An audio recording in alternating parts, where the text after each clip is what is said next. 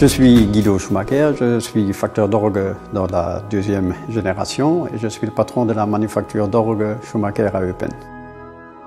Il y a plusieurs branches dans la facture d'orgue si on veut. Il y a la construction nouvelle, ça va des tout petits instruments de salon, des orgues d'études jusqu'aux grands instruments d'église. Puis il y a des restaurations d'instruments souvent classés monuments historiques et puis il y a ce qu'on appelle des reconstructions en style ancien. Actuellement, nous travaillons sur le chantier de restauration de la cathédrale d'Anvers et là, on l'a estimé en gros à 17 000 heures de travail.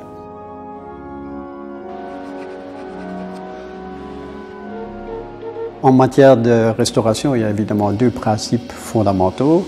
C'est d'abord la conservation maximale de la substance d'origine et la réversibilité. Et ça nécessite parfois évidemment des études préalables assez poussées ou la visite des instruments du même facteur d'orgue qui sont peut-être encore mieux conservés.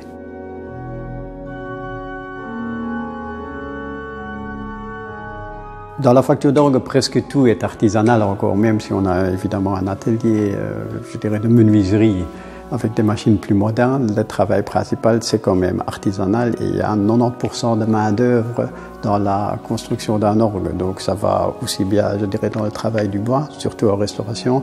La construction des tuyaux, c'est un travail artisanal et la partie musicale, forcément, c'est quelque chose qui est tout à fait artisanal.